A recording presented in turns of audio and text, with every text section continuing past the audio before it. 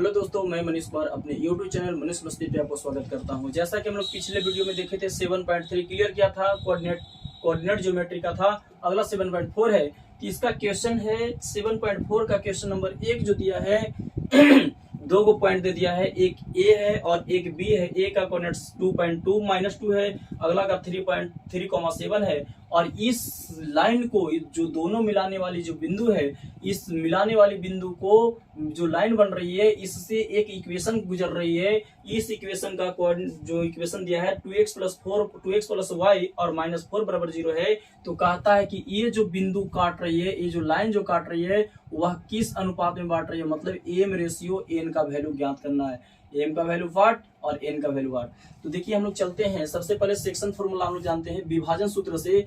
x, y के लिए जानते हैं mx2 + nx1 और बटा में m + n, my2 + ny1 और बटा में m + n चलते हैं। तो m का वैल्यू आपको निकालना है, तो लिख दीजिए m x2 का वैल्यू जो है x1 y1, इसको लिख दीजिए x और इसको y, x1 y1, इसको x2 और इसको y2 मान लीजिए। x1 का वैल्यू 2 x2 का वैल्यू 3 है, तो यहाँ पे लिख दीजिए mx2 + n, x1 का वैल्यू 2, तो 2 लिख दीजिए, m + n, तो m + n लिख दीजिए। my2, m का वैल्यू m, y2 का वैल्यू 7 है, तो 7 लिख दीजिए। my2 + ny1, ny1 का वैल्यू है n इंटू y1 का वैल्यू -2 है, तो 2 लिख दीजिए। बाई में m + n है, तो m + n कर दीजिए, यानी 3m + 2n बाई में m + n, 7m और -2n बाई में m + n, तो m + n कर दीजिए। इस सब x, y के लिए चल रहा है, x कोऑर्डिनेट y के लिए चल रहा है। x का वैल्यू जो आ गया ए वाला आ गया और y का वैल्यू ए वाला आ गया। अब यहाँ पे आपको कंडीशन दे रखा है, एक इक्वेशन दिया है 2x + y - 4 = 0 है। x का वैल्यू इसमें पुट कर दीजिए, तो लिखिए, चूंकि अकॉर्डिंग टू क्वेश्चंस के अनुसार कह रहा है क्या, यानी 2x + y - 4 = 0 है। यहाँ पे x का वैल्यू कितना है, तो रख दीजिए। इसको और आगे बढ़ा देंगे तो 2x + y = 4, आगे बढ़ा देंगे, इसको लिखेंगे तो 2 × x का वैल्यू इतना है, मतलब कि 3m + 2n और बटा में m + n है, तो m + n कर दिए, और फिर प्लस है तो प्लस लिख दीजिए।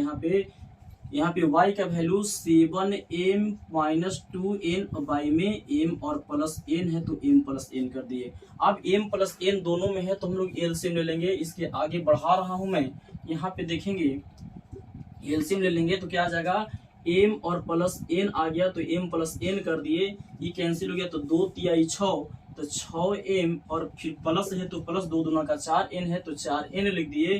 फिर प्लस है तो प्लस लिख दीजिए। 7m - 2n है, तो 7m - 2n कर दिए। इतना x कोऑर्डिनेट इसके लिए नारा था, इतना बराबर कितना है, इतना बराबर 4 था, तो इतना बराबर 4 लिखना भूल गए। इतना बराबर 4 था तो 4 लिख दिए हम लोग। हाँ, इतना बराबर 4 है तो 4 लिख दीजिए। इसके बाद देखेंगे, यहाँ आगे बढ़ा देते हैं इसको 6m और 7m यानी 13m और प्लस 4 को में से 2 को घटा तो बचा 2n और बाई में m + n, m और प्लस n = 4 है। क्रॉस मल्टीप्लीकेशन कर दीजिए। 13m + 2n = 4m + 2n, 4m + 4n ना 4n। अब यहाँ पे इसको लाके घटा दीजिए। 13 - 4 13m - 4m = 4n - 2n, मतलब कि 9m = 2n। m बटा n कहने का मतलब n/m बराबर हो गया 2/9, यानी 2:9 आपका सवाल का जवाब होगा। तो आगे अगला क्वेश्चन जो है आपका 2 के 1 के बाद दूसरा सवाल जो है, दूसरा सवाल क्या कहता है उसको भी हम लोग देखेंगे। क्वेश्चन नंबर दूसरा क्या कह रहा है भाई, लिखा है कि x और y में संबंध ज्ञात कीजिए, ताकि दिया है x, y दिया है, मतलब कि एक पॉइंट दिया है x, y और दिया है एक अगला बिंदु 1,2 और एक और दिया है 7,0 है। एक का वैल्यू a, b और यहाँ पे c दिया है।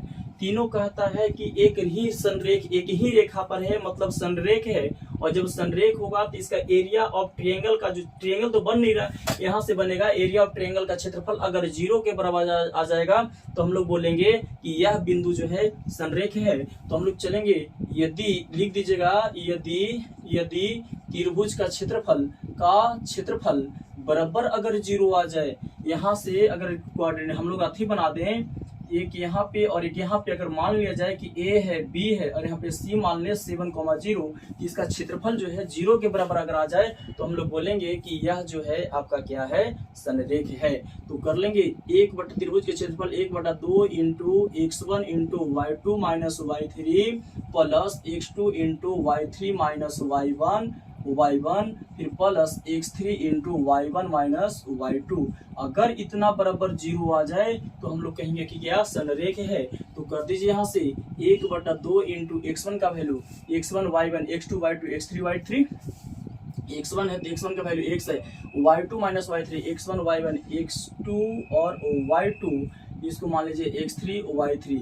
इसको देखेंगे x2 y2 minus y3, y2 का वैल्यू 0 माइनस 2 फिर प्लस x2 का वैल्यू 7 है तो 7 लिख दीजिए, इसका वैल्यू y3 का वैल्यू 2 माइनस y1 का वैल्यू केवल y है तो y लिख दीजिए, प्लस x3 का वैल्यू आपका कितना है, 1 है, into y1 minus y2, y1 का वैल्यू 1, y माइनस y2 का वैल्यू आपका कितना है, 0 है। इतना बराबर क्या होना चाहिए, 0 होना चाहिए। आगे बढ़ा दीजिए, इसको आगे बढ़ा देंगे तो 1/2 इंटू 0 माइनस 2 यानी माइनस 2x और प्लस 2 माइनस y ने 7 गुना का 14, तो 14 माइनस है तो माइनस 7y है तो 7y कर दीजिए, फिर प्लस है तो प्लस y माइनस 0y में 1 से गुना किए y आ गया, बराबर 0 है तो 0 कर दीजिए।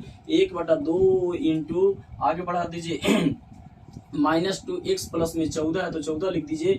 यहाँ 7y में से एगो y घटेगा, यानी सॉरी जुटेगा, minus 7y plus y is equal to minus 6y is equal to 0। तिरछा तिरछी गुना कर दीजिए, का नीचे कुछ नहीं तो 1 है, 2 में 1 से गुना किए, 2 में 0 से गुना किए तो 0 आ गया, यानी माइनस 2x एकरा में एकरा से गुना कर दिए तो आपका ये पूरा लिखा जाएगा, plus 14 minus 6y is equal to 0 आ गया। प्लस वाले को उधर भेज दिए, माइनस वाले को उधर भेज दिए, यानी यहाँ पे बचा 14 बराबर 2x, माइनस में तो उधर जाएगा तो प्लस में आ जाएगा, प्लस 6y।